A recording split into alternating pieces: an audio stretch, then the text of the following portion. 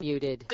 Which is normally our Team Training Tuesday. It was changed to Team Training Thursday this week so that I could have a few extra days to recover from this, whatever it is, this nasty thing that's going around, and everybody seems to have it. So I appreciate your patience for those of you who were signed on for Tuesday, who postponed and rescheduled and are joining us here today on Thursday. I hope you're having a great day in your flower shops, or maybe it's your day off. So we've got a lot of wonderful ideas to share with you, some great marketing tips. So I don't want to waste too much time, but before we begin, I want to make sure that everybody can hear me and see me. So if you're having any kind of technical difficulties, there's a little area where you can type in some questions. If you'll just let Ashley know, she's going to be monitoring this and making sure everything's running smoothly. You can go ahead and type in anything that's happening. If you can't hear me, if you just see me, my mouth moving and nothing's coming out, let her know.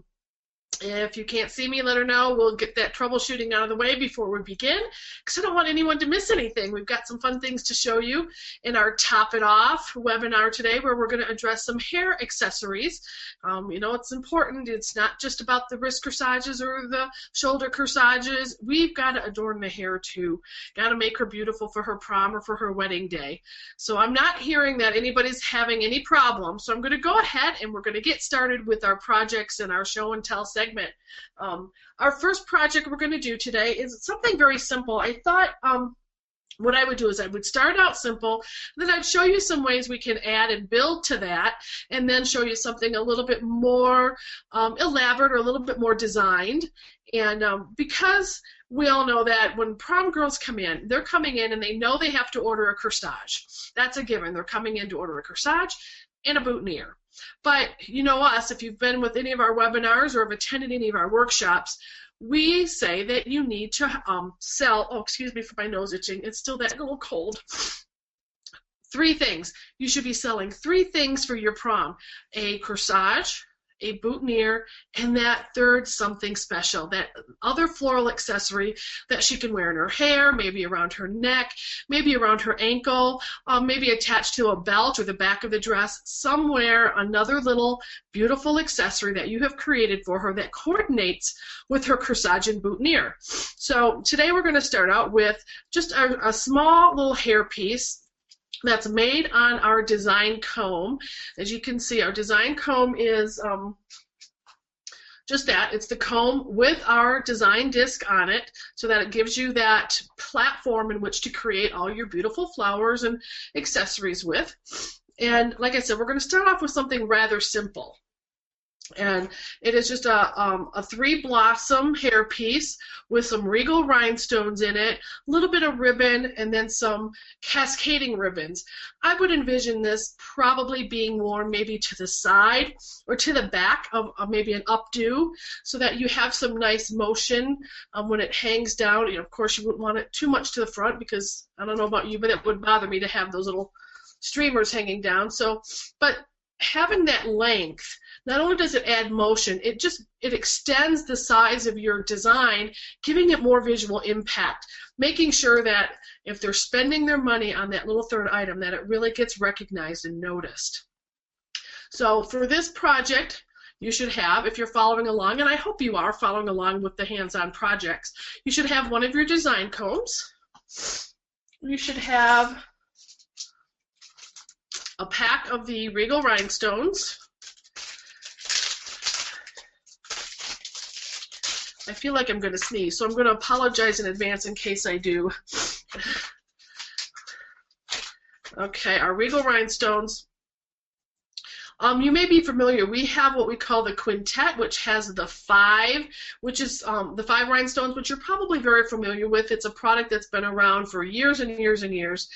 But this is the regal rhinestone, and it has 3 a little bit larger rhinestones on it, so they're just a little more wow, a little more bling to them.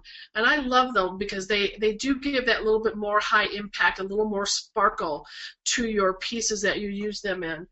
Also for this piece, we're going to use some of our chic leaves. And our chic leaves come not only in the sterling with the little, you can see here it has a nice little rhinestone tip to it, just adds that finishing touch. They also come in the 24 karat gold, which I love. That gold is coming back in. It's one of my favorite accent colors, so I'm glad to see that the gold is returning. But we're going to go ahead and use the sterling today in our piece, just because that's what I had available. I can see that my hair got messed up. I'm putting all the hair pieces in there. All right, and then we also have our blossoms, and you can use sweetheart roses, you can use alstroemeria, you can use some ranunculus. I'm using permanent botanical ranunculus for my piece here, and you know, and I'm going to say it again, so if I sound like a broken record, I apologize, but I'm making mine in permanent botanicals so I can have all my pieces done for my prom display. So now when I'm done with taking all these wonderful webinars, I'll have everything I can put up on in my bling buffet and show the girls what they can expect to see and to order from me this year. So I would encourage you, if you haven't done that, maybe to start or to try to do a few of them. Maybe when you're practicing, you'll want to do your practice pieces in permanent botanicals so you have your display already set up. And then, of course, we're going to have a little bit of ribbon. So what I'm going to do now is I'm going to go ahead and I'm going to tilt down my screen so that you can watch what I'm doing.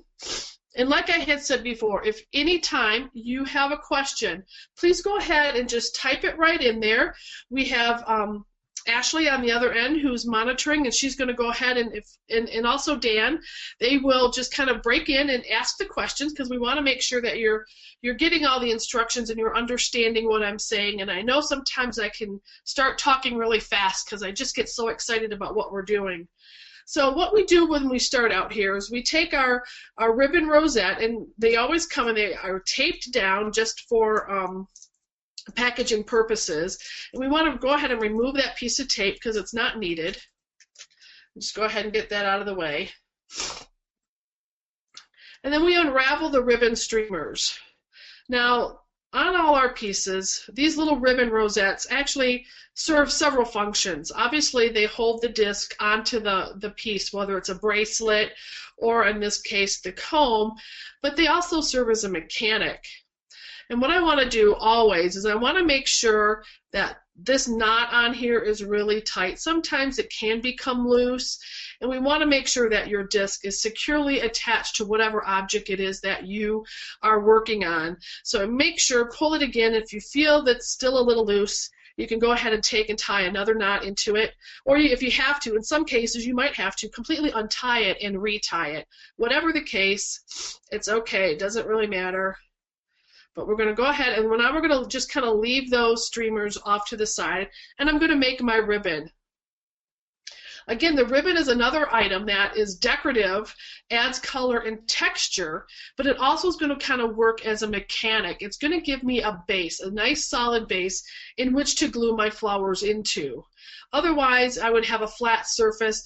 It would take me a little longer to get everything so that it's at the right angle. By putting just a little bit of ribbon onto our base here, we're giving another little another texture, would it be, or a surface for us to glue into. So I'm going to go ahead, and I want streamers on this, so I'm going to start off by leaving one of my streamers long and then just creating a small bow.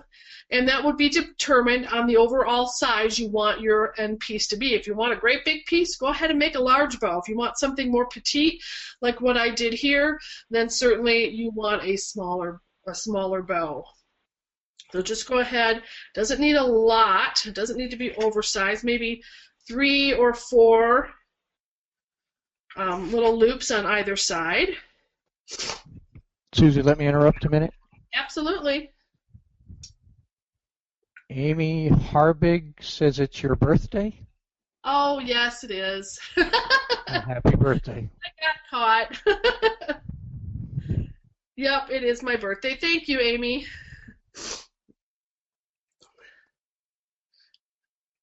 And I couldn't think of a better place to spend it than with all my florist friends here on Fitz Design webinars. Okay, so now I have my streamers. I'm going to go ahead and cut it off, and I want a couple more streamers because I really want it to have some motion and flow. So I'm just going to add a couple more long, cut that. Then I'm going to take another little piece of the ribbon, And a lot of you will use wire to tie off your bows. That's fine too if you're more comfortable doing that. I just like to use the ribbon because I need a mechanic one way or the other. And if I use the ribbon, then I've used a mechanic that matches and it blends in and it adds another, another loop or another tail to my bow. So it kind of kills two birds with one stone. It's decorative and it's functional. So now that I have my bow, what I want to do is I don't necessarily want a fluffy bow. I just kind of want to add the texture and have that color in there. So I'm going to come through and I'm going to go ahead and I'm going to pinch my loop together and fold it over, and then that way I can give it a quick dovetail cut. I'm going to do that to all my loops. So I'm actually turning my bow into almost like a little sunburst or starburst. It's still kind of fluffy like a bow. Still going to give me that same mechanic to glue into. It's just another little different finishing touch to the end of a loop. Now it's just an end of a little tail.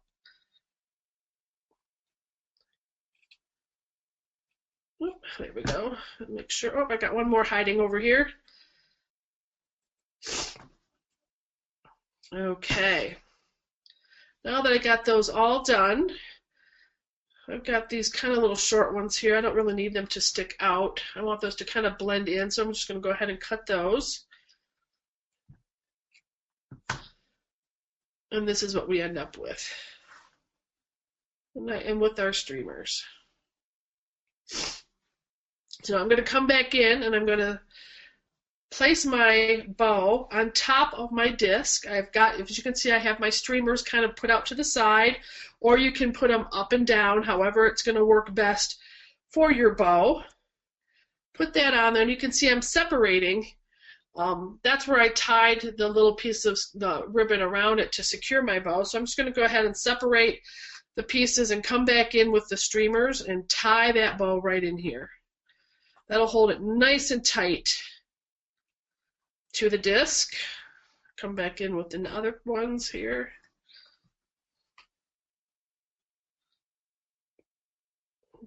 Give it a nice tie, nice tight tie, so I know they're not going anywhere. Don't want to get there we go.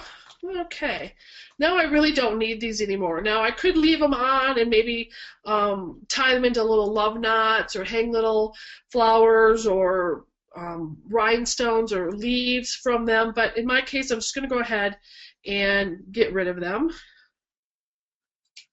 I don't need them. Put them off to the side.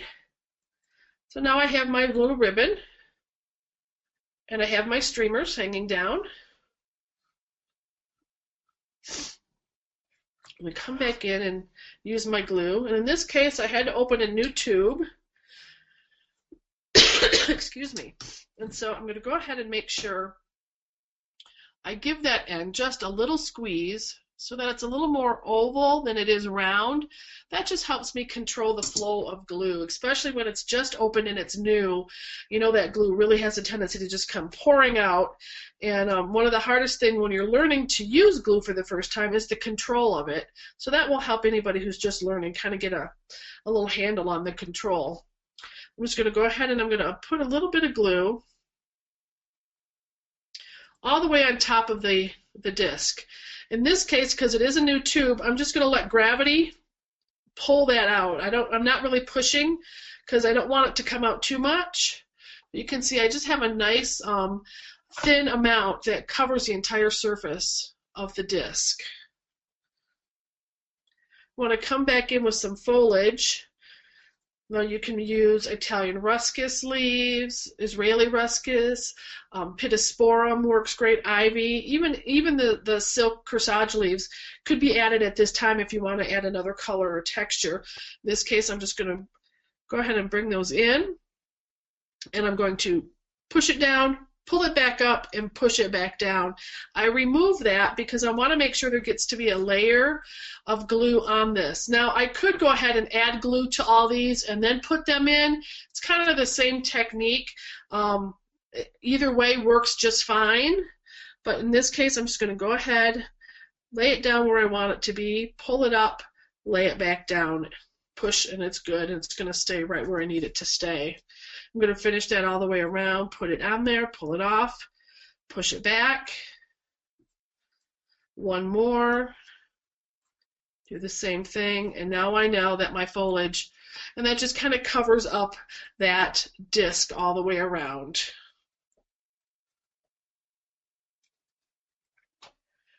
Our next step then is to come in and add our primary flowers into the actual the hairpiece part of it. And so I'm going to go ahead and use the glue. And if these were fresh flowers, I'd want to make sure, you can see here where I made sure that there was glue at the very tip where I would have cut that off the stem. It's really very important that we cover that cut with the glue, because what that does is it helps seal in the moisture.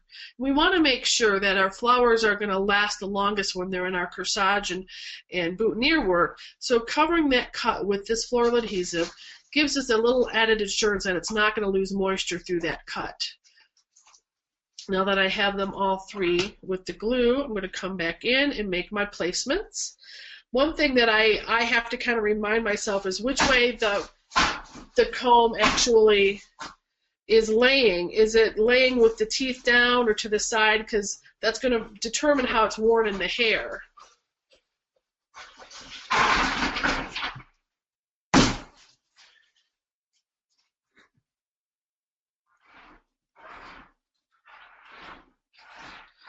Okay, go ahead and add those all in.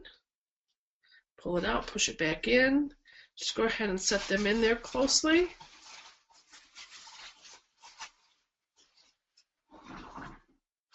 And now they're in there. Just kind of in a triangular shape.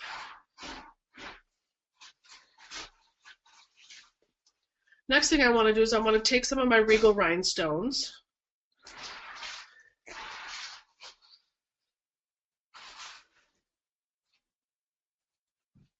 Oh, I got them caught here. Get that little thing. There we go. Now they're loose. I'm just going to kind of manipulate them so they're not all going the same way.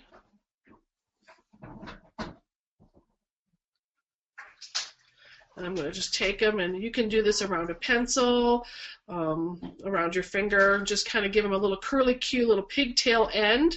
We could cut that off, but in this case, I kind of want to use that element as another little texture into the hairpiece, and it gives a little different movement. So I have my little pigtail end.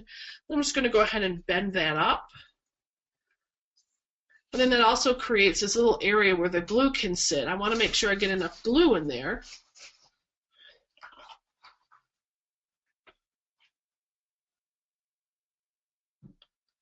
Get my glue on the end and go ahead and place that into my hairpiece. Put it in, pull it back out, and push it in. I'll just keep moving on to the next pieces.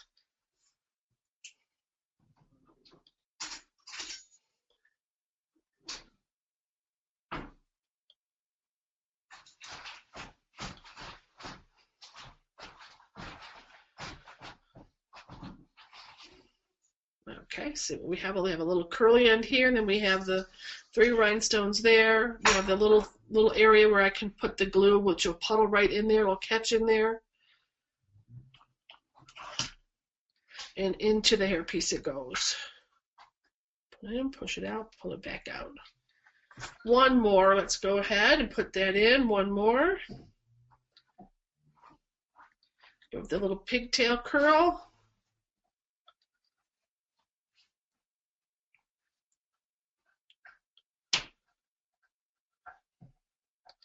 Bend it up. Have my little area where I can put the glue.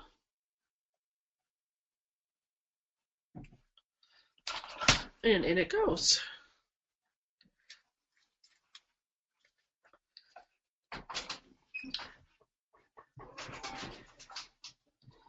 Okay. Now we're going to just let that sit a little bit, and that will start to dry, and we're going to come down here to our ends. This is a piece that, little piece of the packing material that I had left over from, I believe it was a package of lacy leaves or something, that I'm going to use kind of just to protect my work surface. Excuse me. You know, when you're working at your design bench and it starts to get all full of glue from the little spills and the little overages and the leakages that you get, you'll start, you'll get that, and I don't know about you, but it bothers me to have all that glue all over the place, and then I'll stick a vase down and it will stick to it, or I have to write on a piece of paper and the paper gets stuck to it. So keeping these little cards as a little protective work surface, they make great little things, and they're disposable, and you would have thrown them away anyway. So I think they're just fun to have around to kind of keep things neat and tidy as you're working. So the next thing we want to do is we want to add the little rose buds to the end of our ribbon streamers. So to do that, I'm going to go ahead and trim off. I want to leave a little bit. I want to leave maybe 1/4 of an inch of the stem length right here on all of these. And I'm going to go ahead and I'm going to get all my glue on them all at once. And I'm going to, again, cover. If these were fresh, I'd have to cover where I cut that off. And make sure I have it all the way down the stem. I'm going to set that aside and go on and do that to the rest of the 4. I have 4 streamers, so I've got 4 little rosebuds.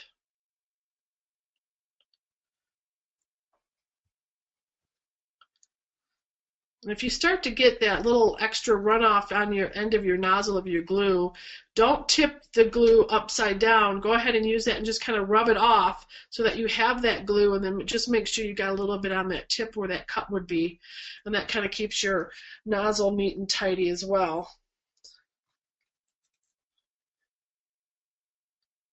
Okay, got the glue on. It's getting nice and tacky. So put that down, and I'm going to go back to the one I started with, and let's see if I can do this. Here, now you can see we have the ribbon. We're going to take the rosebud, and we're going to place it a little bit higher up on the ribbon. Just go ahead and set it down on there, and then take this little flap and flap it right over. And just kind of press down. Now you will have to hold it there just for a few seconds to make sure that the ribbon and the glue and everything all gets a nice, they all make nice contact. And then that holds it in, and it also covers the end of your stem. So you have a nice clean end to where you're putting your rose instead of having just the end stick out. Okay, we'll repeat that step on all of these. We put it down, leaving maybe about a 1/2 inch or so of ribbon, and then just fold it back up on itself. And then just go ahead and press down on both sides of the stem to make sure that ribbon just is really tight around the stem.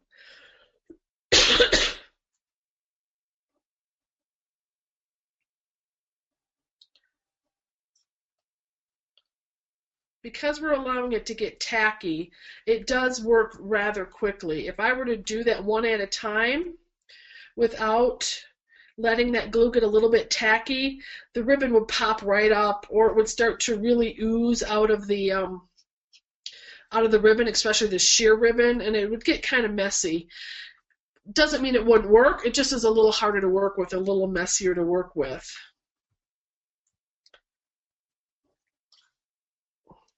And depending on the type of ribbon, if you used a satin ribbon, you wouldn't necessarily have it oozing through the ribbon like it's doing right now, but it's okay. Once it dries, it'll be fine. Doesn't really take away, because you don't have that much glue on there that it's going to make it real messy looking once it's done and it's glued. It actually just kind of looks like the stem in there, which is what they're expecting to see anyway. And then by the time you get to the last one, it's nice and tacky. And so you have them all on there. And now you have the 4 little rosettes nicely tucked into a little loop of ribbon. Now we're going to come in and do just a little more detail work on this. We have We have our chic leaves. We have 3 of them. I'm just going to kind of give them a nice little bend, just kind of contour them a little bit so they're not so flat. You can see I just kind of gave that a nice little contour. I'm going to go ahead and do that to all of them. Not too much.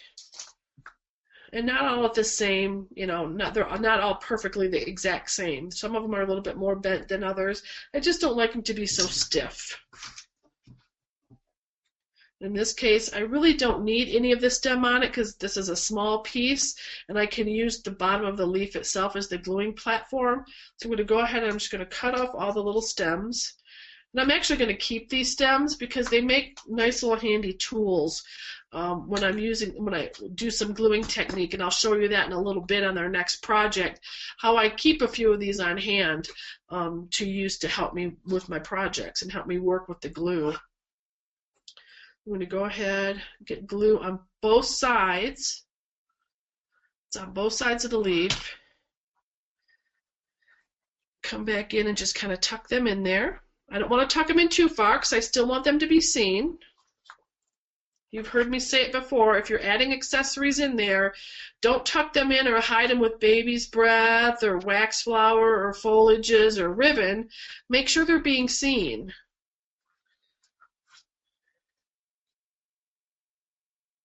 This has glue on both sides, and I'm pushing it so far in there it's actually getting the glue from the back of the flower as well, so I know I've got good glue-to-glue contact there.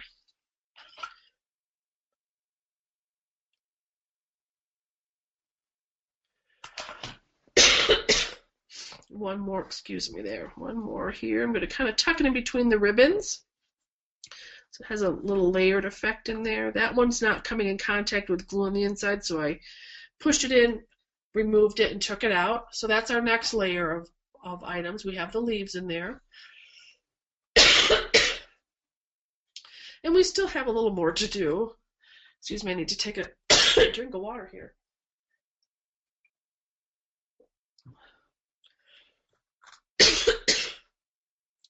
So I want to add a little more bling, especially to my little rosebuds on the bottom. So I'm going to go ahead and cut the regal rhinestones apart.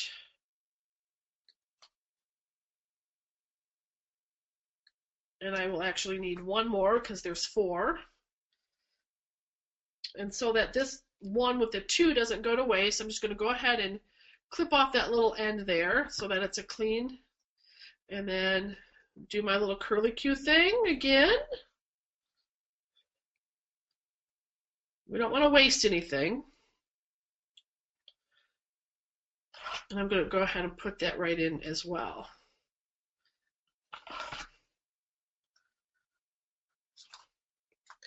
Go ahead and use that right up here.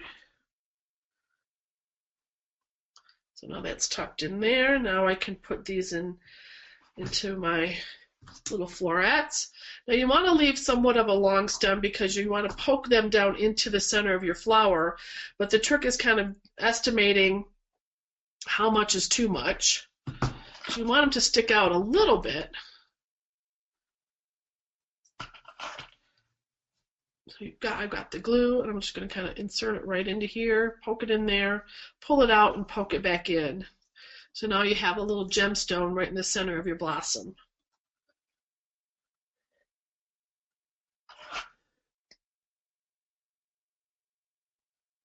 That time I didn't cut it, I just bent it up. That works just as well. Push it in, pull it out, push it back in. You can see they're not totally flat. They stick up a little bit above the blossom. That's going to make them noticeable. If I were to tuck them in within the petals, you wouldn't really notice them. You wouldn't see them.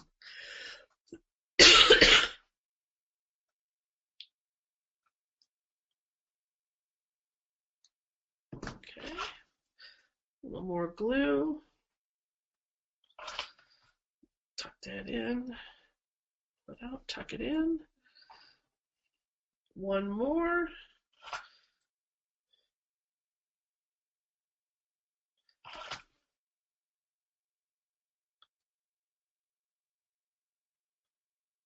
Oh, it stuck to me. My fingers are getting a little sticky, and that's just going to happen when you're working with glue. But here's a good little remedy. These little facial makeup remover little towelettes. They're great for getting that stickiness off you. It takes a while to get all the glue residue, but it'll just kind of remove that stickiness as you're working. So have one of those sitting next to you as you work with glue, especially when you're doing little tiny detail work where your hands are going to come in contact with the glue, and that way you can kind of stay sticky free. Now I have one more, so I don't want to waste it. I'm going to go ahead and I'm going to use that inside the blossoms that are up in the actual headpiece here.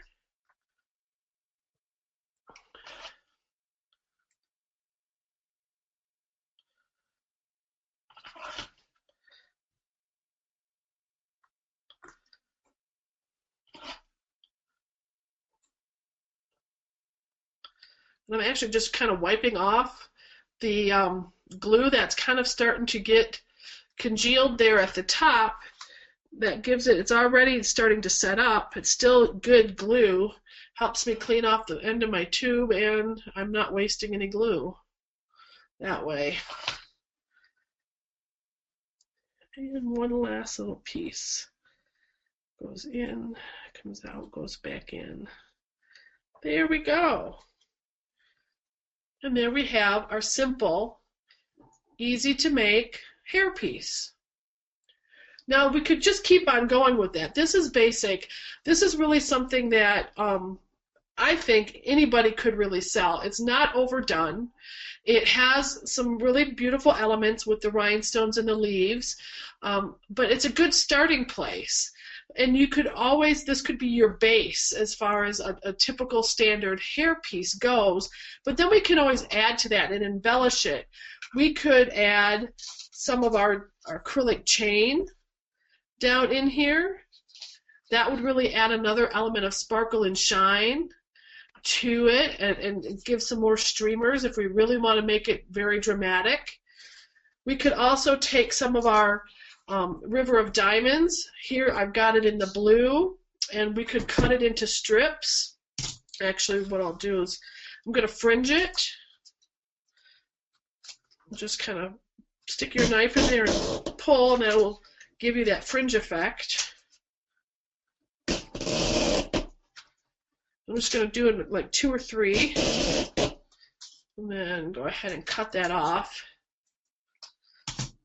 You can see here, up here, it's still connected, but down here it's loose. I can go ahead and add a little bit of glue to this top. Sure I can. Come on out, glue. Oh, I think it's stuck. Let me get a little pin. If it ever gets clogged up, just take a pin, poke it in there, and now it comes out. Okay, and then I can take that and kind of go right up underneath the blossom and attach that in there. And now I have another little shiny element that adds to it. You know, some of these dress colors, they're kind of a combination of like blues and greens or peaches and pinks.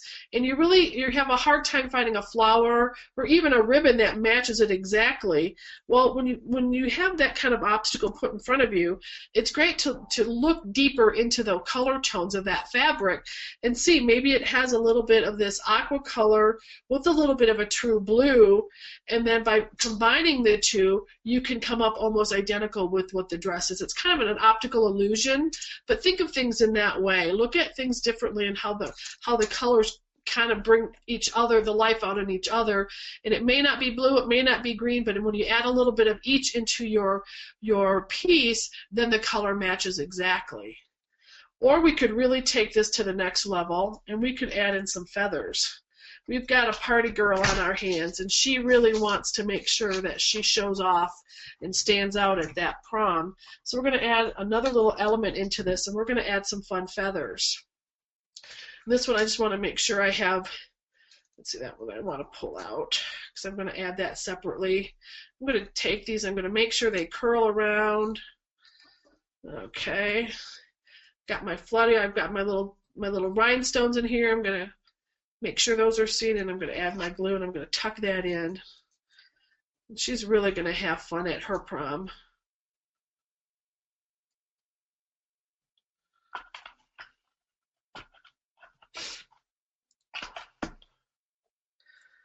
Okay, let's see, it goes on this side here. Tuck that in, pull it out, and tuck it back in. Now I've got this little piece here I want to add in.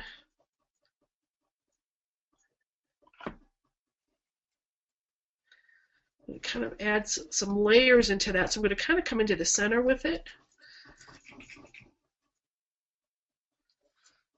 Now we've just added another little segment to something that's very basic, but you can keep building and building and building and adding elements onto it. When you're looking at trying to price out your items or what types of selections you want to offer, you know, we're always taught about the 3 price points, and you have to start at one place, and then have a medium, and then have the, you know, the wow, the big one, the higher priced corsage or hairpiece or whatever it is, or arrangement. So kind of think of it in terms of what I just showed you here. The basic, you could have them pick out one color of regal rhinestone and pick out one type of leaf, whether it's the chic leaf, or maybe one of our gleaming leaves, or maybe one of our rose leaves, and they can pick out that, and then they could pick out the color of ribbon. If they wanted to do the medium priced point, they could pick out their regal rhinestones, their ribbon, their leaves, and the accent of the river of diamonds that adds in. For the higher price point, then they also get to pick out a feather. So that way you're getting them involved in the process, you're giving them options, so depending on what their budget is, you're showing it's the same basic item, so when it comes to production time, it'll be very easy for you to produce quite a few of these, but you're still giving them different price ranges and different design options to add in. So I hope you like our first hairpiece. Any questions on that right now before we move on to our next item? Okay, well, that's good. That means you understood everything. Okay, our next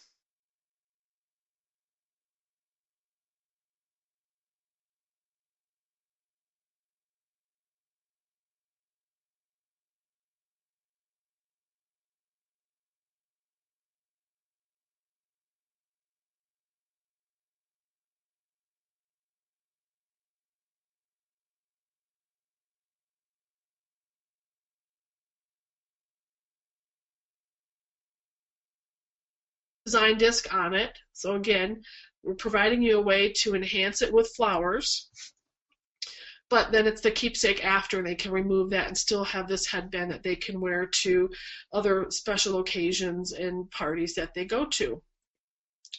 This piece here has just a little something that comes down the side, as opposed to it all being kind of worn like a fascinator here on top. And for this piece, I've used Alstroemeria. And again, I used some of the chic leaves, a little stem of the flutters, and then some of our Kara's Kisses. And I believe the ones I used are Razzle. Let me double check here. Yes, they are the Razzle. So if you're following along with this project, go ahead and get your area ready with your headband.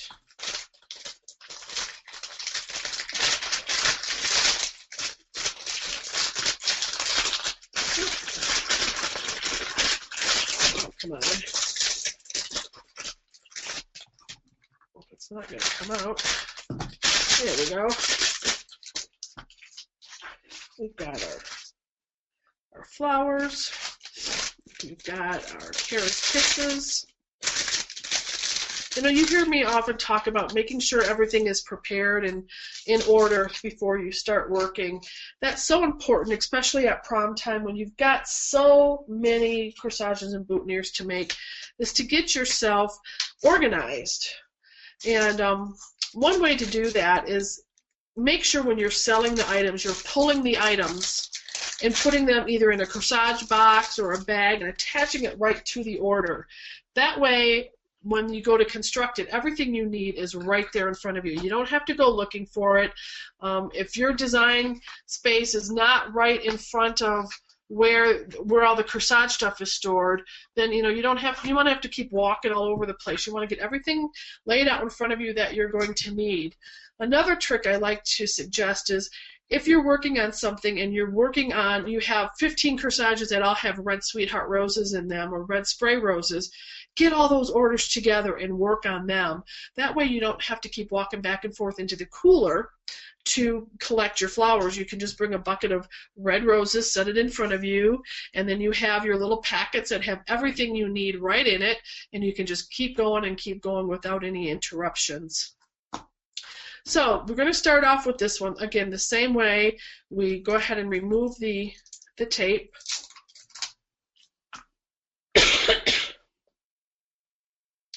And we want to unravel that little rosette. Just make sure this is secure in place. Most of the time they are, but every once in a while they're a little loose. So you just want to, make sure, kind of wiggle it, wobble it. It's going to move a little bit, but it shouldn't slide. Okay. So there it is. In this case, I really don't need this because I'm not really going to add a bow or anything to this, so I'm going to go ahead and just remove those streamers right now. I know they're tied on tight. I'm going to go ahead and cut those right down and cut those right off. Next thing I want to do is, I'm having issues with my glue here. I'm going to go ahead and take the glue and once again I'm going to cover that design disc with a nice thin layer, solid but thin layer of the glue. And actually I'm going to go right over the top of that ribbon. That way I know it can't come undone. It's not going to come unraveled because I cut the streamers too short or anything like that, because I've added just a little touch of glue to it. I'm going to go ahead and I'm going to set that aside for a second. And I want to take a little piece of ribbon. The mechanic behind this little cascade, this is actually a piece of satin ribbon.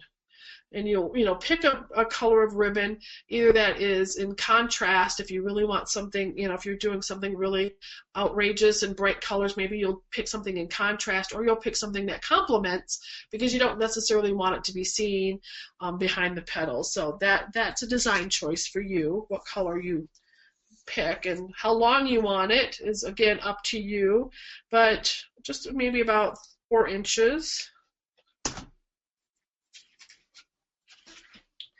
And then I went ahead and I cut the one end into a point. That's not a very good point. There we go. Oh geez, I can't believe I just did that. Here, let me start over. See, even I make mistakes. I'm so used to cutting dovetails. Can you believe that? There we go. And I want to cut a point. There we go. Usually I'm just the opposite. When I want to cut a dovetail, I end up cutting a point. How many of you do that? Oh. Okay. So then I'm just going to come back. I'm going to go ahead and place that right on my headpiece and just kind of align it so that it kind of cascades down over the headband. Once I get it in place, I'm just going to kind of lift it a little bit and then set it back down and do a little press. It's just to make sure it's made contact. I'm just going to take just a little bit of glue and go over that. Just a little. Okay, I'm going to go ahead and set this down off to the side again. I'm going to bring out my little table cover. And now I'm going to prepare my flowers. I'm going to go ahead and use the Alstroemeria. Alstroemeria are great because of the colors that they're available in. I just love the beautiful, unique colors that they come in. And go ahead and take your floral shears, and we're just going to kind of cut them right off at the end there. You do the same thing if these were silk or if they were fresh. They're quite hardy, believe it or not, even though they look very delicate. And you're cutting it off at the very end where we're going to attach glue. I would never go and start cutting the petal to shape it on a fresh petal. I can do that obviously with my permanent botanicals, but I couldn't do that because when you leave a cut, you're kind of leaving an area where the moisture is going to release, and then you're also leaving an area that's going to cause bruising due to bacteria and just dryness that happens when you cut a petal. But since we're doing it at the end and we're actually going to be gluing that, we're going to kind of be sealing that cut and helping it to heal and helping it to not lose moisture and to not bruise. So it's okay to go ahead and cut them right off, right down at the little end. Get all your petals that you need. We'll see if that's enough. I have one more here if I need it. But and then I'm going to come back. I'm going to start adding my glue. I'm going to add it right on that cut. I'm just going to, keep the habit, even though these are permanent. I'm going to keep that habit going by making sure there we have that little explosion that always happens. I don't want to waste that. Make sure I have glue on both sides and on that cut. And like I said, just because these are permanent doesn't mean I'm going to get out of that habit of covering that cut. Just always helps me remember to do that.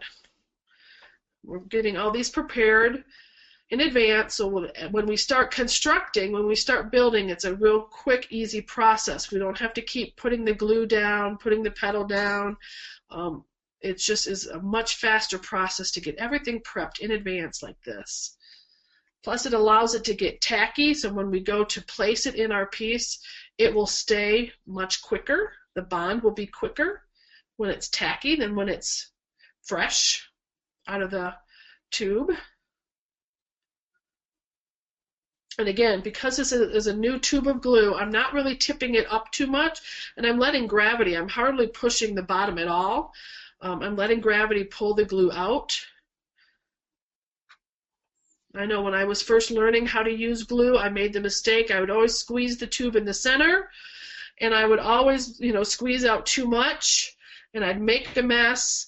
Then I thought, well, okay, I'm going to go ahead and I'm just going to do the puddle method where I'm going to pour out a certain amount on a little piece of paper or a little paper plate, and I'm going to dip all my flowers into. But what I found out when I did that was that I was wasting a lot of glue. It takes twice as much glue when you do that dip method, and it's actually a lot messier, and you're not always getting the right amount of glue on your flowers. Now, there are a lot of people who have success with it, but the fact remains you're using twice as much glue as you would if you were to learn how to use the direct from the tube method. So for those of you who are currently dipping and are seasoned gluers, my challenge to you would be to start learning how to just take it direct from the bottle. We always have room for improvement in ways that we can learn, and for those of you, like I said, who have mastered that already, up your game a little bit and learn how to do that, and you'll find that you're getting twice as many pieces out of one tube of glue. Now, I can't say for sure, but I have heard, and I have kind of, I can kind of test this just based on what I'm making and how many things I've made today and how many things I've made for past webinars, and I get between 10 to 12 pieces out of one tube of glue. That's kind of an average, I think. Depending on what you're making, if you're making all your boutonnieres at once, you'll probably get way more than if you're making corsages and headpieces and scepters and all that kind of stuff. But I average about 10 items, 10 projects out of a tube of glue. And it's important for you to know that because you have to charge for that glue. in your cost breakdown of how much do I charge for that, and I know some of you are thinking right now, how much would she charge for that headpiece she just made? Well, I can't answer that exactly because I don't know the flower cost in your area, and I don't know what your overhead is and what your labor charges are. But what I can tell you is that I would be sure that I would charge for everything I inserted into that, including the glue, including the ribbon, including my labor, everything, and that's what I would charge for it, whatever I needed to charge for. So knowing how many projects, approximately a good estimate of how many projects you can get out of a tube of glue and how much you're paying for that is essential. So you don't want to waste it because you're paying for it. So now we're ready. This is still tacky. It's still wet, and these have started to get tacky. So I can go ahead, and I don't necessarily have to do the touch and release because I've got glue on both sides of my petals and on the surface. So I can just go ahead, put those down, and tap it down. I could put it on there and just go ahead and tap it down. Now remember when I said keep the little, these are the ends of the chic leaves that we did in the last. I use those because when I start getting my fingers in there, my chubby fingers get in the way. They're too big sometimes, and they also get all full of glue. Then it makes it hard when I have a lot of production work. So by using these little stems, you can go ahead and tap it down, get right in there, and it makes sure everything stays nice and secure. Get it in there, tap it down, and you'll get to the point where you don't even have to set it down. You'll just keep going. You can hold on to it. We'll just kind of start creating our little composite flower made out of our alstroemeria.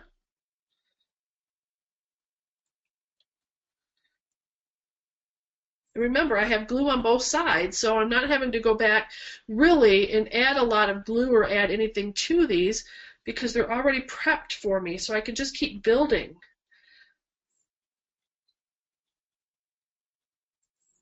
Okay, now I've got it to about that point. I'm going to go ahead and I'm going to stop because I want to get my tail done. I want to make sure that I have the right petals for my little tail, my little cascade that comes down. So I'm going to take my petal and I'm going to tuck it up underneath one of the petals I've already got here.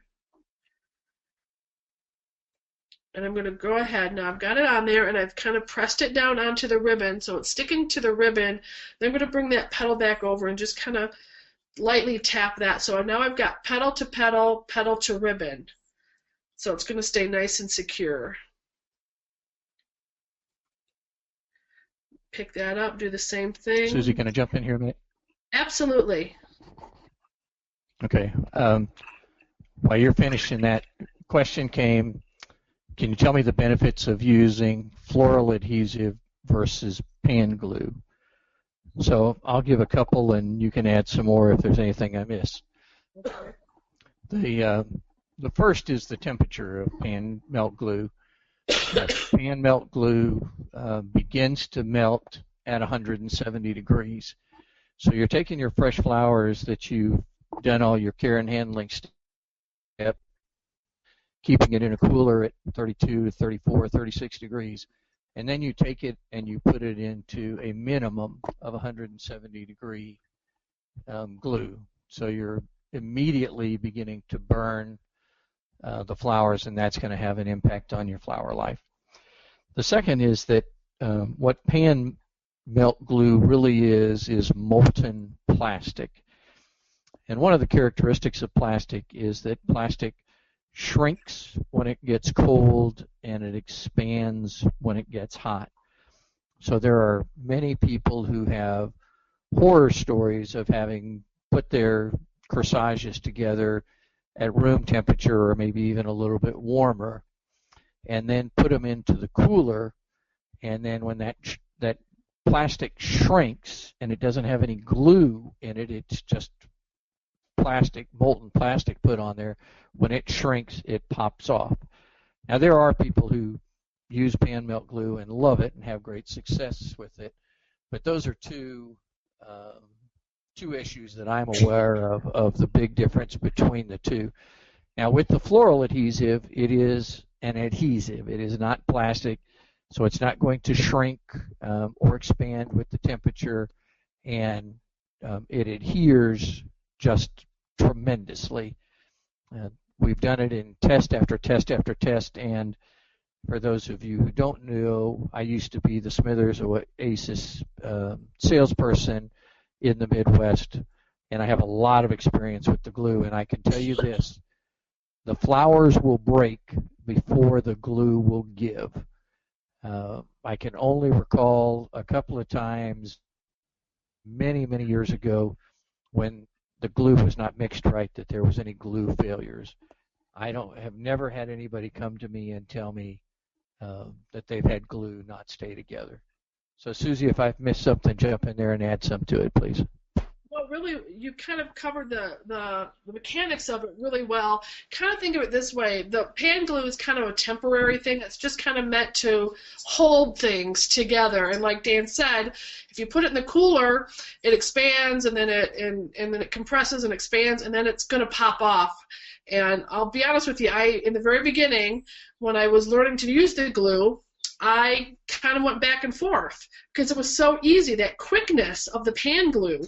But then I realized, I'm burning. I actually could tell I was burning my flowers because they almost got that little mark, almost like they were frozen, but in fact they were burned. So then I thought, okay, that can't be good. But what's really important to know is that the adhesive is a permanent bond. It only is broken if you choose to break it, where the pan glue is not meant to be a permanent bond. And so we want to make sure that we're doing the best in mechanics so that they're not going to fall apart. And so really the only way to really ensure that, and I know people say, well, I've used the glue and they've fallen apart.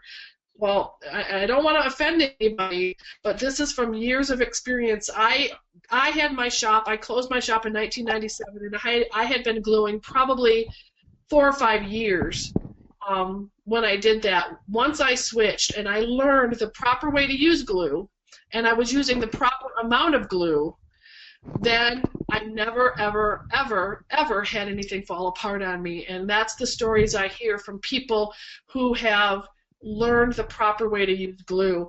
And proper also means the proper amount of glue. And really what gets me then is what I learned probably most recently, probably in the last 4 or 5 years, that I didn't know then, was that this seals the cut. By sealing the cut, you seal in moisture. By sealing in moisture, you give that flower the ability to last longer.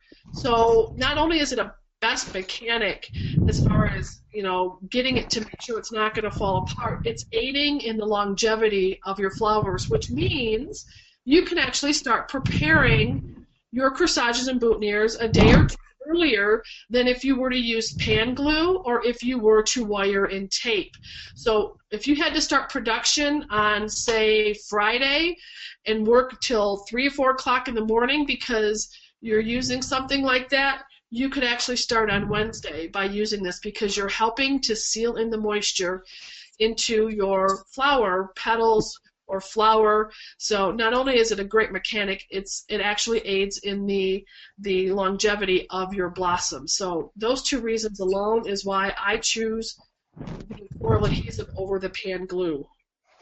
And another way to look at that is the major component in the flowers is water. The pan melt glue doesn't begin to melt until 170. So if you've got your and water boils at 212. So you can see that the temperature you're putting your flowers into is almost or very close to where water boils. And you know that you would never take your flowers and process them and put them into a pan of boiling water, and you're nearly at that same temperature, so it has that same dramatic impact on your flowers. So I hope that answers your questions, because that's important questions to make sure, why am I using something? I'm the kind of person, if I know why I need to use something or why I shouldn't be using something, it makes more sense to me and I'm more likely to be open to it. So our next thing, as we're moving on with our piece here, you can see I've kind of started to build up. Actually, some of the insertions I made, if you notice on a Alstroemeria, the petal has a tendency to curve a certain way. Once I got up in here to the top center, so I didn't want it to be flat, I actually flipped the petal around so that it would start to curve up, so that I had some dimension, so it wasn't a flat blossom. I started adding that dimension. Now I want to finish off my center, so I'm going to take, and I went ahead and cut off the carochis right from the stem, and I'm going to actually do that to all three of them in the package. When you do that, make sure you hold on to that stem, not just because we want to use it again, but because they will fly across the room, and they really could hurt somebody if they hit somebody. So we don't want to do that. We don't want to injure our teammates because we're going to need them at prom season. So go ahead and cover that back fairly well with a nice thin layer of glue. Remember, it's the amount that really makes it successful. And so I usually say, if you're looking at a little is not enough, a lot is way too much. So medium, kind of that medium mark. As long as the surface is covered with a solid, thin layer, meaning that you can still see through it, but you can tell that it's covered, you usually are set. If it gets too heavy, it'll start to run over the sides, and I'm at that point where I've got a lot on my finger, so I'm going to go ahead and take a second and clean that off. Okay. Now I'm going to go ahead, I'm going to insert that one right into the center to kind of create my little, finish that off. Kind of push it down. Now there's glue in the center of that because there's glue from my petals, and there's glue on the back of that, so I don't necessarily have to do the push down and hold out again, but I am going to give it a nice tap to make sure that it is securely in place.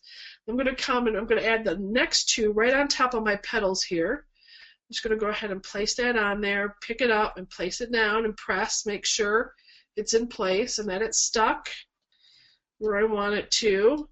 And you can see how easy and quick I can make these when you give that time to let your glue set and get tacky.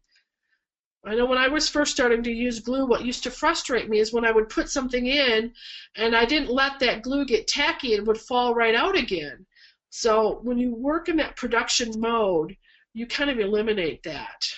All right, so our next thing we want to add in here then is our leaves. Susie, tell them how you made that flower by deconstructing almost kind of a composite.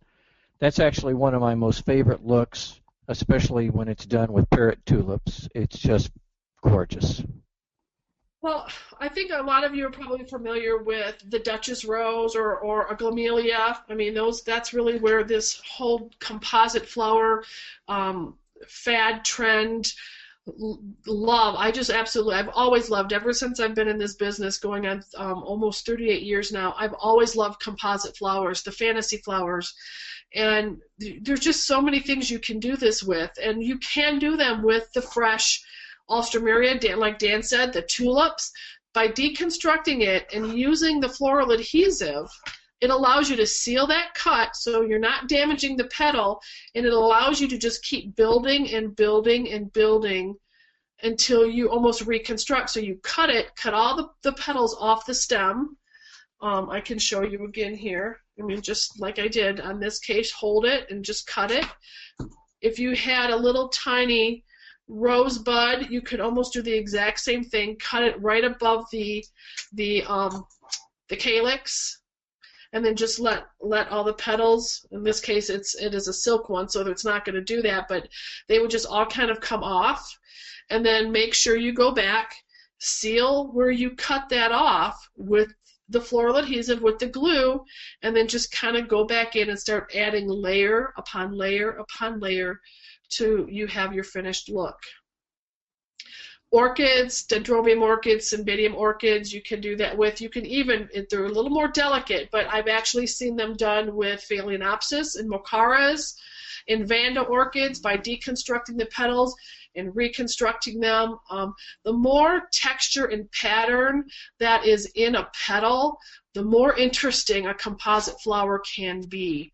I actually have another one that I did with the rose on one of my samples here coming up next that I can show you, but I love the look where they take the multicolor rose petals. Maybe you'll take a pink and a lavender, or you take red and white, or orange and peach, and you start layering the two different colors of petals, rose petals, together. That's a real pretty look as well. So I'm going to go ahead and take off all my stems, just like I did for the last hair piece, because I really don't need them on this for this piece.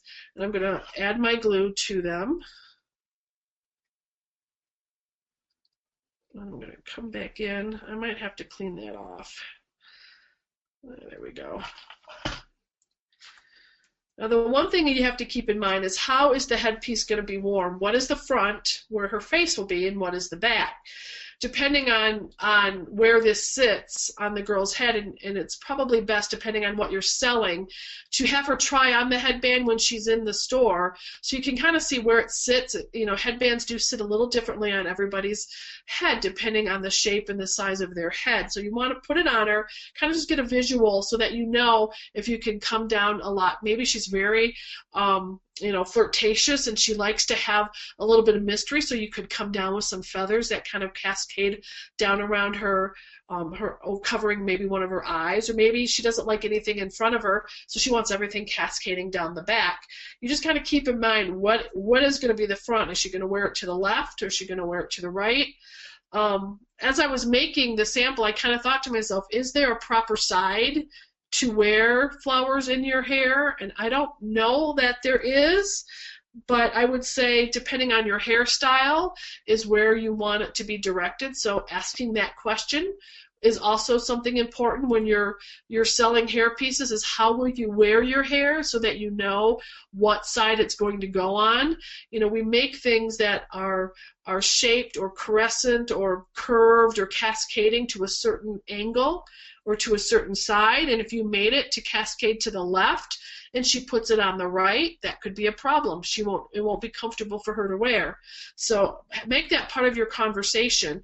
Not only does it help you in making something, it also shows her that you're really interested and that you care that she looks her very best on her prom day. So I went ahead and I stuck that in there. It's got glue on both sides of this, and there's glue still in there that's tacky, that's on the petals, so it made a nice connection. On that design, could you have something going down the back of the head that started there? Absolutely could. You could actually do several more of these little cascades that came back. I'm going to add some feathers into this one in a moment here. And so you could have feathers, you could have chain that kind of cascaded down the back. Really, it's up to you and the wearer how much fun you want to add to it. And you know, maybe the thing is, maybe she's not a corsage person. Maybe she likes to wear things in her hair, so this is her corsage. And her accent piece would maybe be something that goes on her purse or her ankle.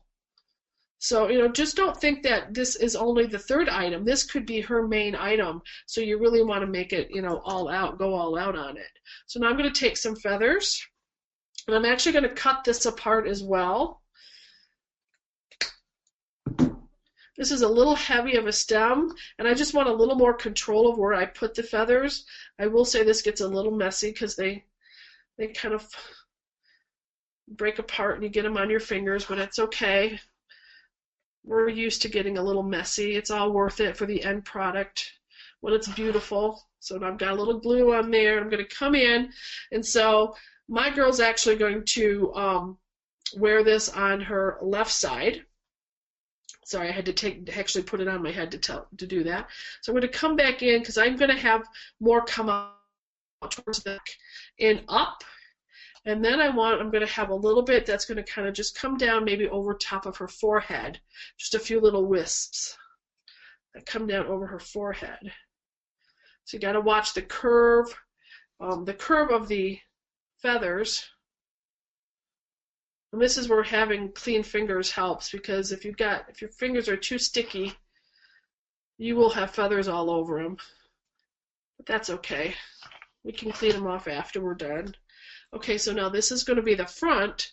So I want to kind of maybe pull up my petals a little bit and tuck these into my petals. Just kind of, so now that one's going to kind of cascade down and maybe curve around the curve of her face.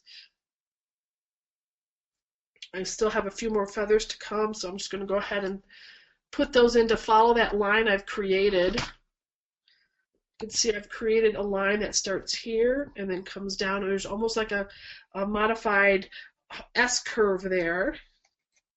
So I want to make sure I'm going to follow that with my pattern that I'm bringing in with the rest of the feathers. While you're finishing that, tell them your favorite trick for cleaning glue off your fingers. It's the little makeup towel. It's just, and baby wipes, I guess, do the exact same thing.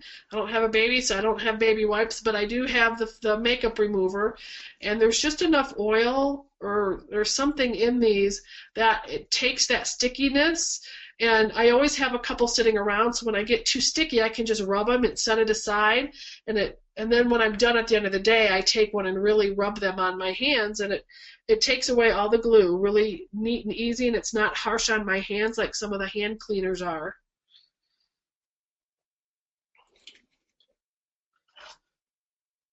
I got one little more feather here. And so I've used one piece of one stem of the feathers out of the pack, and there's 3, which actually leaves me 2 more feathers. One I can use in her corsage or her purse accent, and one I can use in his boutonniere. So that I'm using all of them from the package. I'm not letting one just sit there. So at the end of prom season, I have 1 black feather, 1 blue feather, 1 pink feather. Make sure when you're selling them in everything so you can use 1 whole pack and get rid of your inventory, so when it comes around again, you can reorder and you don't have all these onesie-twosies that you're never going to use. Another thing, that I can, a little tip I like to share, kind of goes back to when I'm using the silk flowers. If you are still doing the permanent botanicals, and I know a lot of you still are, and they're actually coming really back into vogue, believe it or not. Silk flowers are making a comeback. I'm kind of excited about that. I love working with the permanent botanicals. But you always get those stems, and you cut them off, and you end up with this. And you have all these beautiful little leaves on there. Well, you should start cutting those off, and now you have corsage leaves. And anymore on the permanent botanicals, the foliages are beautiful, and they're so realistic. This could allow you to set up your bases, make bases, and get a little ring of a few of these silk corsage or these silk leaves off all these extra stems that you had from your silk flowers that you've used in centerpieces that you normally just throw away. Now you can use them in your corsage work and get some more use out of them, not just throw them in the garbage. And you can get done it a little ahead of time. So I've just added those rhinestones around, so no matter where somebody is viewing her for, there's a little tiny little bit of sparkle and shine. Now I'm going to go ahead, I'm going to lift this up and see if I can't put it on so you can see what it looks like when it's on. Get caught in my glasses. And there we go. Maybe you don't want to put it down the glasses, but we have a little, just something fun. Gorgeous. And look at that sparkle. Just enough of that sparkle shines out from the hair. Just a great, I love this headband, and it's very comfortable. I don't like to wear a lot of headbands or things on my hats or anything like that, and this happens to be one of my favorite things because it is very comfortable to wear. It is a little flexible, so if you have somebody with a little bit larger head, I happen to have a larger head. It expands, but you could also bend it just a little bit. It has a little bit of bend to it, so you can make it a little smaller. So it's a great piece, something that I hope that you'll have in your prom selection for the girls when they come in. Make up a few samples of them to give them the ideas and to tell them, look, what we can do for you. If you don't like a corsage, you can do this, or this could be your accent piece. Okay, I do have a couple other things I want to just show you really quickly. The first thing, we do have tiaras. Now these are perfect for the prom queen. If you happen to be, maybe you're part of the prom committee, hopefully you're contacting your school and you can be part of the prom committee, and if they have the prom queen, make sure that they know that they can get the tiara for your prom queen right through you, and you can get it through us. We have a couple different styles that are just beautiful, but even if not, there's a lot of girls who are wearing tiaras as part of their accessory. They're doing these beautiful updos, and then the tiara sits right here with the updo behind it, and why not add a little flower to that as well? There's no reason why we can't add a little bling on the side when the bling's on the front. You know, you see in the wedding books, they have these beautiful little accents, and then they have a beautiful statement flower that's it's almost in an awkward position. It isn't necessarily where you would think. It just kind of stands right out, and depending on the hairstyle, this is something that's just beautiful that would go along with, I don't have that big hair, but you have the big Texas hair, and you have it coming way up, and then you have this beautiful statement flower that goes along and accents her tiara, not just for the prom queen, but anybody who wants to make a statement. Great for homecoming, great for quinceañeras. So whatever you need, either we certainly, add some bling to something that's already bling. Look at that. How beautiful is that? And this is another one where I did the composite rose, and I used the two different colors. I used a really pale yellow and then a more bright, intense yellow, and kind of just give that. It's almost a faux ombre. I didn't necessarily follow the exact pattern of an ombre, but it gives that illusion of the color, the tone to darker to lighter tone, or lighter to darker tone, however you do it. Again, I just finished it off with a beautiful little Kara's Kiss in there, added some of our gleaming leaves to add a little more sparkle, but certainly all I did was take one of our design discs. Actually, if you joined us earlier today for our wonderful weddings, I had removed a design disc from one of the bracelets that I used in a pomander. I don't think I still have it here.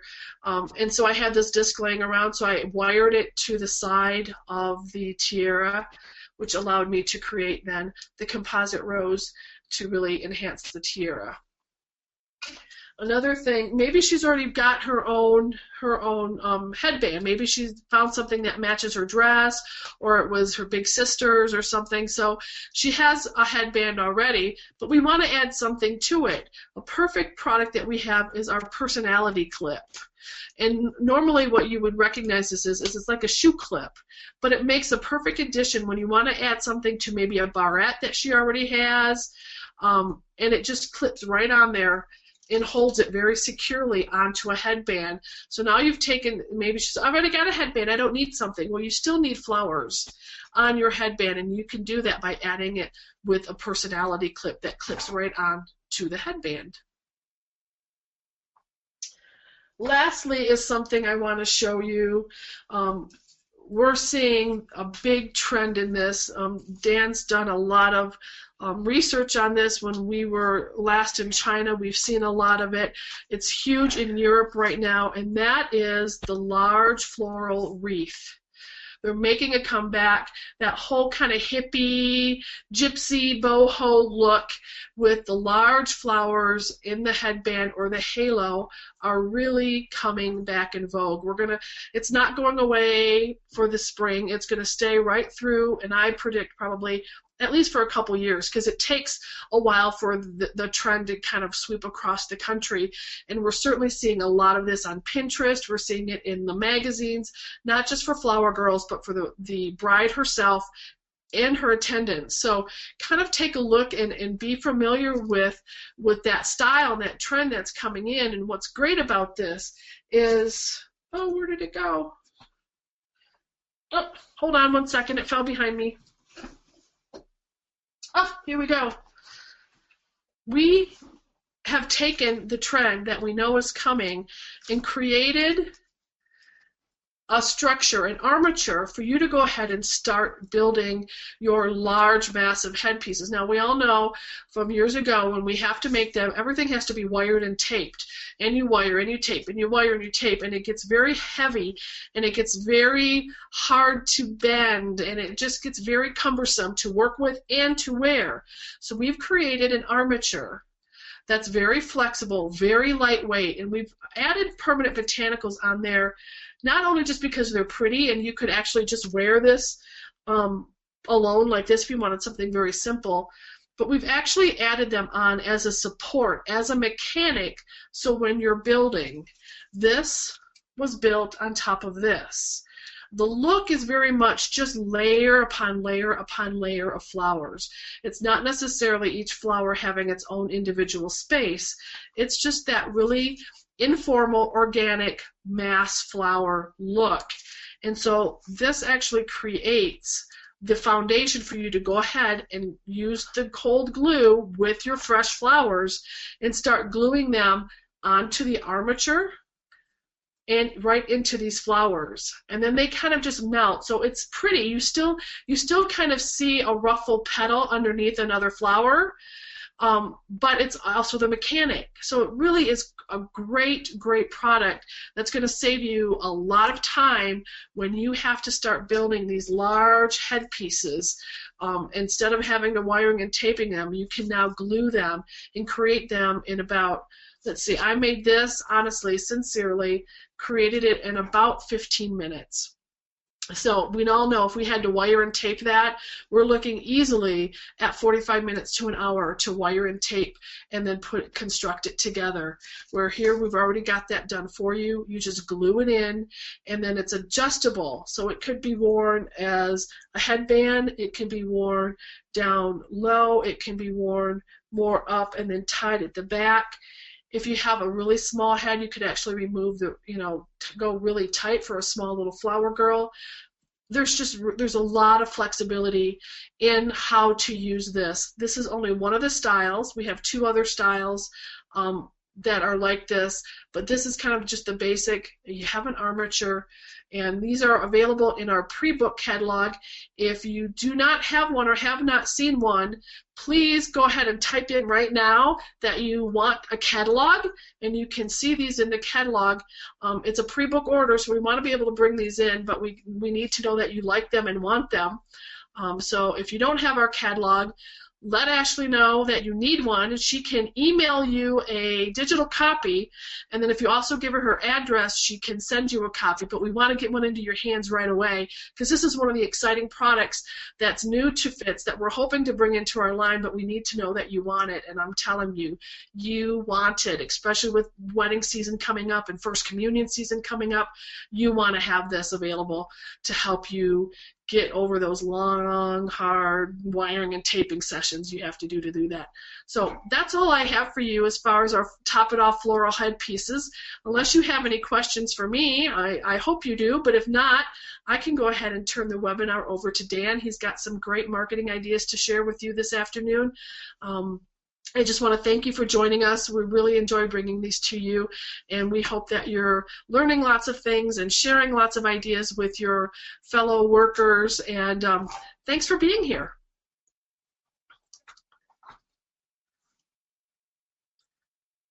Okay, no questions. I'm going to go ahead and sign off, say thank you, and we'll see you next time on Team Training Tuesday at Fitz Design.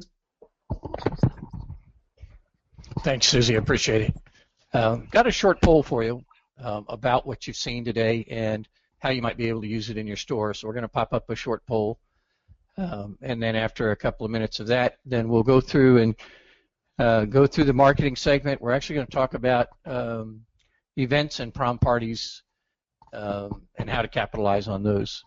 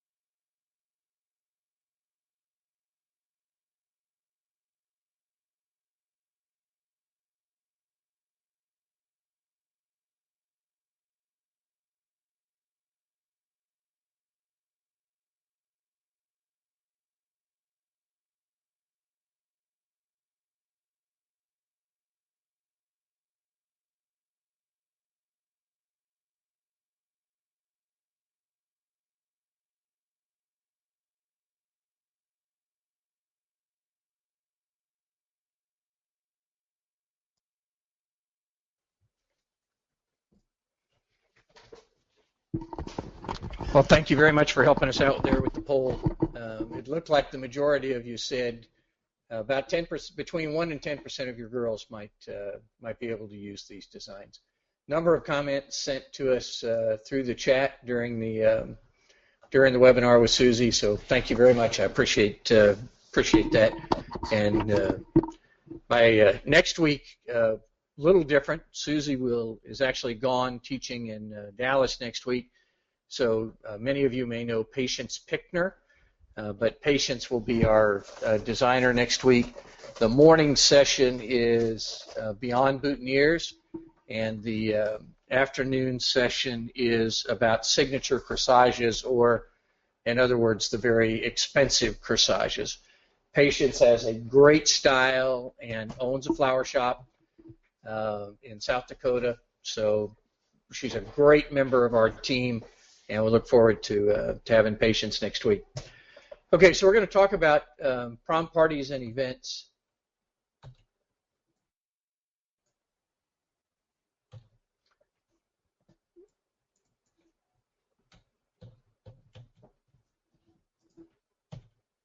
Okay.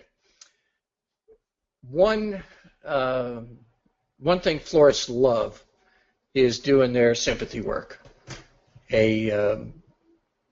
A great funeral order can increase the morale of a store very quickly, certainly can increase cash flow, but florists love doing their sympathy work.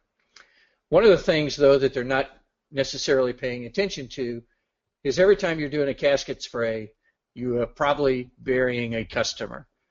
So at the same time that you're enjoying doing that sympathy work, you're also losing customers. So the rule we have, kind of a foundation, is for every casket spray you do, you need to go out and find 10 new customers. And the reason for that number of 10 is only 1 in 10 is going to stay with you a long time. Now, the one thing we know is that you get a lot of prom girls coming in your store at one time. And if you make this prom season also a dedicated, committed time to making sure that you're building your business and you're connecting with these girls to make sure that you're building a steady flow and a batch of new customers, dealing with them during prom time is really a good way to do that. Now, you have to be looking for new customers all year long, but when you've got all of them coming into your store during prom time, it's a great time for your shop to be focused on building customers for the future.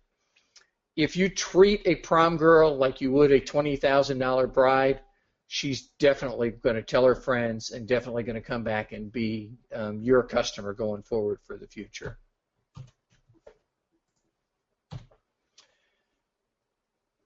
One of the things we've learned and we share with folks is to make sure that you're having events in your store.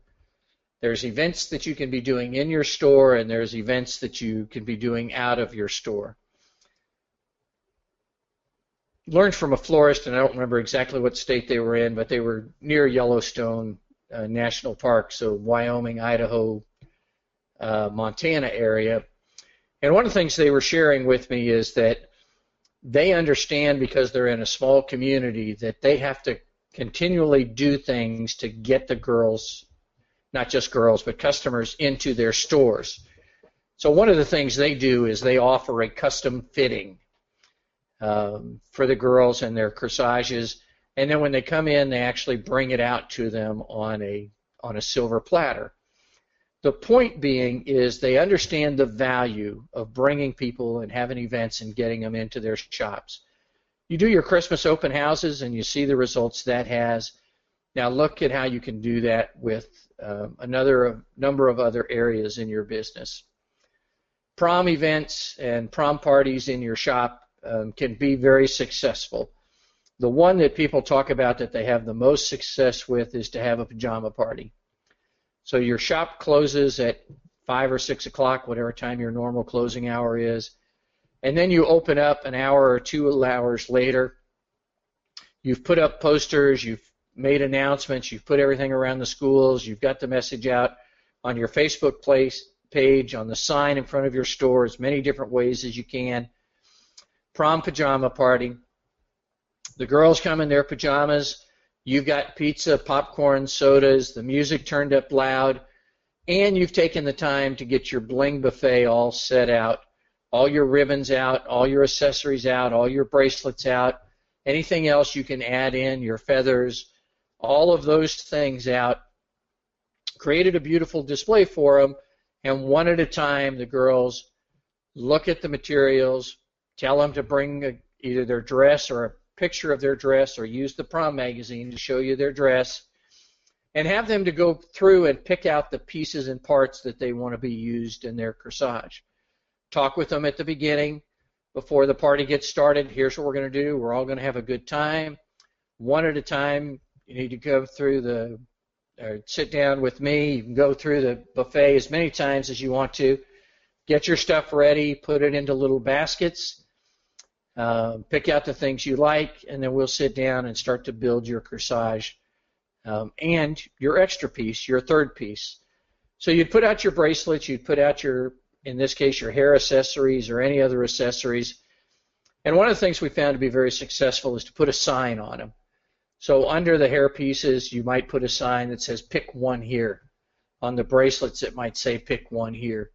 But if you've got a boatload of ribbon in your back room, and I know you do, your sign there might say, pick 3, 4, or 5 here, so that it becomes a ribbon bonanza, but helps you move your ribbon sales down. So they have a lot of fun. They're in the flower shop. They're looking. They're talking. This is a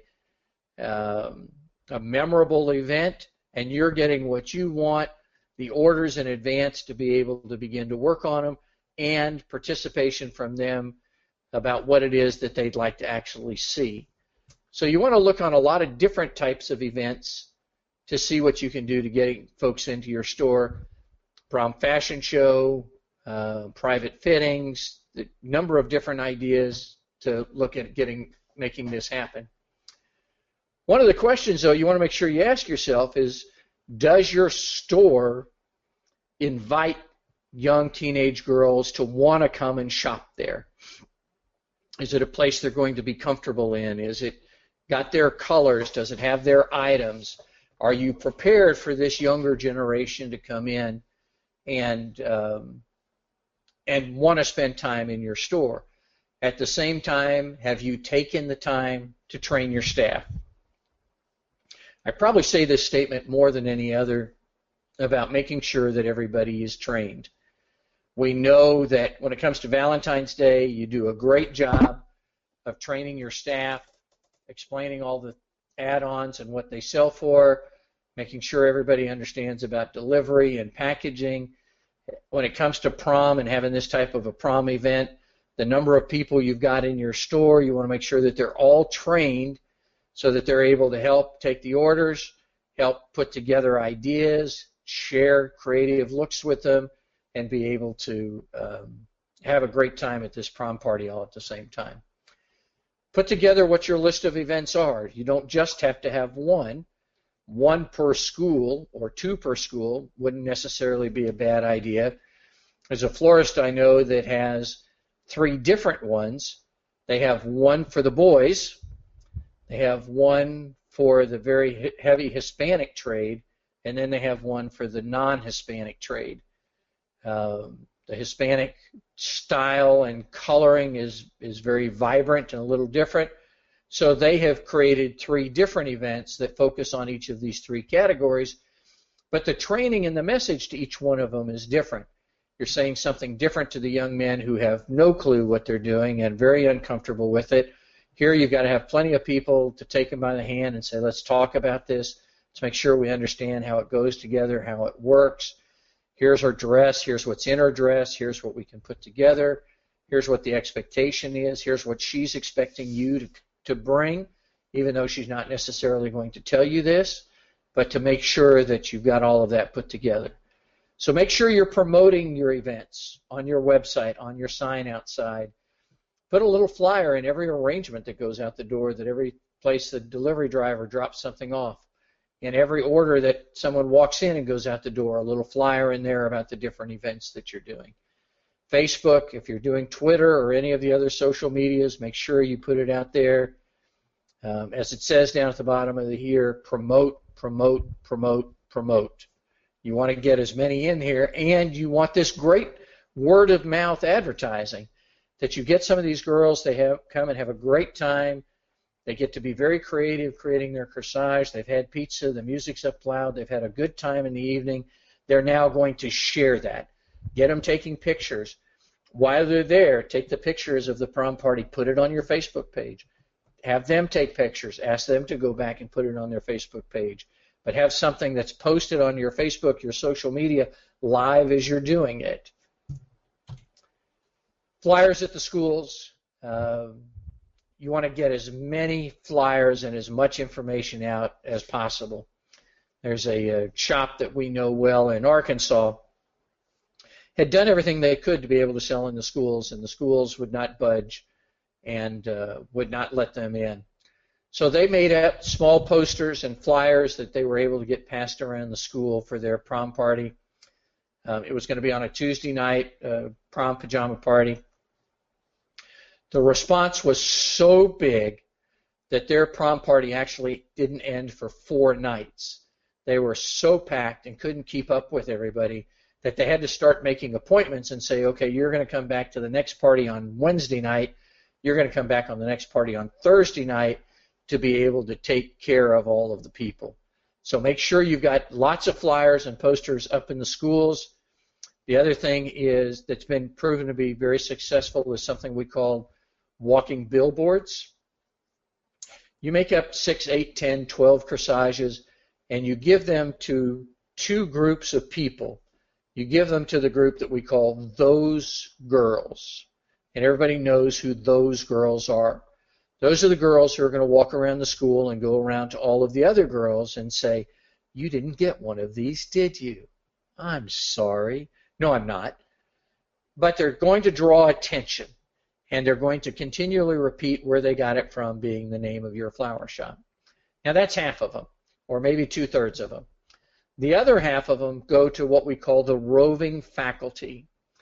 The roving faculty are those teachers who are constantly on the move up and down the halls, counselors, coaches, people who are constantly on the move, that as they're walking the halls and they're going past the different girls, they're going to see it and stop them and go, that's beautiful, where did you get it? And they're going to all day long constantly be repeating the name of your shop. So look at what we call roving billboards. Have girls giving out the flyers at school. Those same girls who are wearing the corsages have a package of small flyers that they can be given out to people. You want to get the word out into as many different places as you can. Also look at your other people that you do business with that wouldn't mind putting out your flyer for up until the time of the event. The trunk show is a name that is used often, so look at maybe calling it a trunk show, and that's what you're doing is you're taking all the stuff out of the trunk, you're laying it all out there, you're getting it all set up and getting it ready for everybody. Now another key part of having a good event, we talk about in networking to get a group of what we call prom all-stars together, to work with people that you can market together. A limo company, hair salon, nail salon, dress store, tux place, all the other people who are involved in the prom business to create a marketing group among these people. At the same time that you're having this event, you want to invite those people. So can you imagine if there's a limo or 2 or 3 out in front of your shop on the night of the prom party? People dropping by or driving by are definitely going to stop and wonder what's that and what's going on. If the tux people are there and they're showing tux styles, we all know that the young man wears what the young lady tells him to. So if the tux company is there with the different colors of vests and ties and things for him, and she picks out what she wants him to wear, things are that much easier. The dress companies to be able to show different things. Maybe you have the hair and nail people come and set up in a little corner, and they do a couple of nails of some different unique styles. They make up a few interesting, quick little hair ideas. You can have prom central here. You can have this dramatic event with a lot of things going on, it revolves around you, but you provide all these extra things that can be going on at the same time. And then you've got all of those people promoting it for you because they're going to be there too. So you get exponential increase, of all these people working together to promote your event. Your event. Here are some different ideas. Set up a bling buffet. Set up a corsage bar so they can see what, or corsage board, corsage board so they can see what things look like when they're all put together. Get everything you've got and get it out where they can see it, touch it, feel it, and start picking from it. Give them something to look at. Wow your store. If they walk in and your store doesn't have an air or feel about prom of it in at least a certain area, they're going to get discouraged and most likely leave. So bright colors, pretty fabrics, modern looks, creative, unique ideas and designs. Get all of those together as you're working on putting together all your different prom events. This is an easy board to make, but it would be a beautiful display in your store. We say repeatedly, sell 3 things: a corsage, a boutonniere, and something else. The interesting thing about this board is there's not a single corsage or boutonniere on here. This is all about the something else. And it was relatively inexpensive to make. The dress came from Craigslist. Actually, the dress is a couple of years old. That's a style you wouldn't see anymore. But then the pieces that are attached on there are hair pieces. You can see a tiara up there at the top. There's some other hair pieces. That necklace is actually a necklace designed to be worn backwards down the back. There's a belt. There's a bouquet. All of this are things that can be that third piece for them to wear. When they see this and they're looking at it and the group of girls are around together talking about it, "Ooh, I want that one. No, I'm going to wear that one. No, I'm going to wear that one." This is going to build enthusiasm and excitement in your shop, and it's an easy display to put together, but it also demonstrates and reinforces your message of you want your girls to be extra special at the prom, and one way to be extra special is by having that third piece. Make sure you're showing the latest trends. Have the tuxedo or the prom magazines, the latest tuxedo catalogs in place.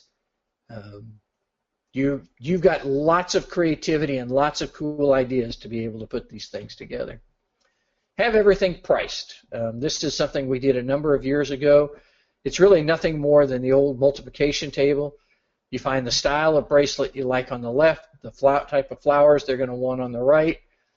You've added in and calculated your costs for the bracelet, put your margin on it, your cost of your flowers, put your margin on it, added in your labor costs, and this can be an easy way for them to get a start. If you take that bracelet and you put these flowers on it, before we start adding anything into it, here's your quick starter price, so to be able to put that together with. And when you do that, don't forget to price the accessories. So it's real easy for them to know as they're building, they've got a general idea of what their price is going to run. Make sure you've got the magazines and selection guides. Get the latest prom magazines out, and definitely your wedding selection guides. We recommend the wedding selection guides because there are corsages and boutonnieres in there, and at the same time, the best thing that can happen to you is they're going through there and they find the wedding that they love. They will always remember that they saw it in your store, and hopefully you've pre-sold a wedding for the future. So while you've got them in there, don't just focus on doing one thing. How many different things can you teach them about your business and our business while they're there enjoying themselves, having a good time, no pressure, no sales pitch.